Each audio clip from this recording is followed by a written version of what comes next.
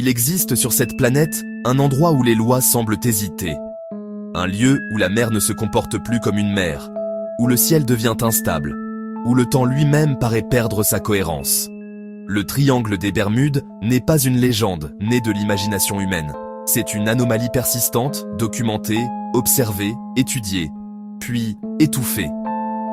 Car derrière les explications rassurantes, derrière les rapports simplifiés et les communiqués officiels, se cache une accumulation de faits qui ne devraient pas exister ensemble. Des disparitions sans logique, des témoignages concordants venus de marins aguerris, de pilotes militaires, d'ingénieurs, d'hommes formés pour ne pas céder à la panique. Et pourtant, tous décrivent la même chose, une sensation de basculement. Comme si quelque chose s'ouvrait. Dès le début du XXe siècle, avant même que l'expression « triangle des Bermudes » n'existe, des capitaines consignent dans leurs journaux des phénomènes impossibles à expliquer. Des mers soudainement calmes, figées, presque solides. Des nuages immobiles formant des structures circulaires. Des instruments qui cessent de fonctionner simultanément sans cause mécanique identifiable. À l'époque, ces récits sont ignorés, classés comme superstitions, jusqu'à ce que l'aviation moderne entre en jeu, et que les disparitions deviennent trop rapides, trop propres, trop silencieuses. Le cas du vol 19 n'est pas une exception. Il est un point de rupture. 5 avions militaires, en formation, perdus en plein jour. Les communications radio enregistrées font état de confusion spatiale extrême. Les pilotes ne reconnaissent plus l'océan. Le nord n'est plus le nord. Le ciel semble différent. Puis le silence. Ce qui trouble encore aujourd'hui les chercheurs indépendants, ce n'est pas seulement la disparition des appareils, mais la réaction immédiate de l'armée. Certaines phrases sont supprimées des transcriptions. Certains témoins sont réaffectés. Et surtout, une consigne revient dans plusieurs mémos internes. Ne pas spéculer publiquement. Officiellement, tout s'explique. Mais officieusement, le triangle devient une zone d'observation permanente. Des capteurs sont déployés, des relevés électromagnétiques sont effectués, et très vite, un constat dérangeant émerge. Cette région présente des variations magnétiques anormalement instables. Pas ponctuelles, structurelles. Comme si une force invisible agissait en profondeur. Certains physiciens évoquent des anomalies gravitationnelles locales. D'autres parlent de champs capables de perturber la perception humaine.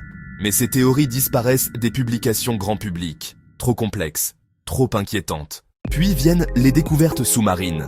Longtemps inaccessibles, les fonds du triangle révèlent, à mesure que la technologie progresse, des formes qui dérangent, des angles trop droits, des alignements trop précis, des structures immergées qui ne ressemblent pas à des formations géologiques classiques. Des chercheurs civils tentent d'en savoir plus. Certains voient de leurs autorisations retirées. D'autres affirment avoir reçu des avertissements discrets, mais fermes. Officiellement, il n'y a rien à voir. Officieusement, certaines zones deviennent interdites à l'exploration non militaire. C'est ici que la frontière entre science et vertige se brouille.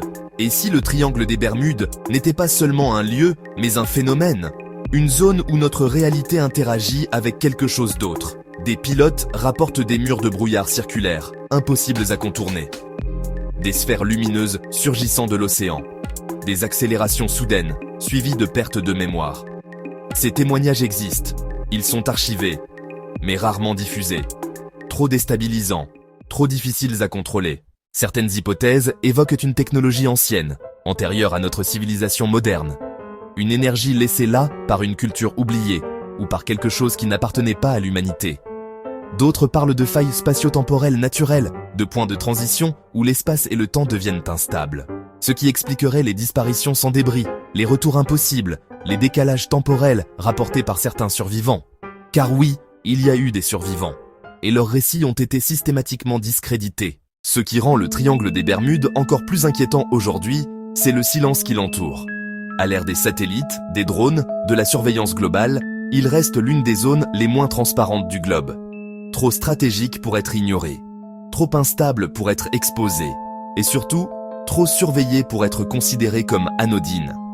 Des câbles de communication cruciaux y passent. Des exercices militaires y sont régulièrement menés. Comme si l'on se préparait à quelque chose.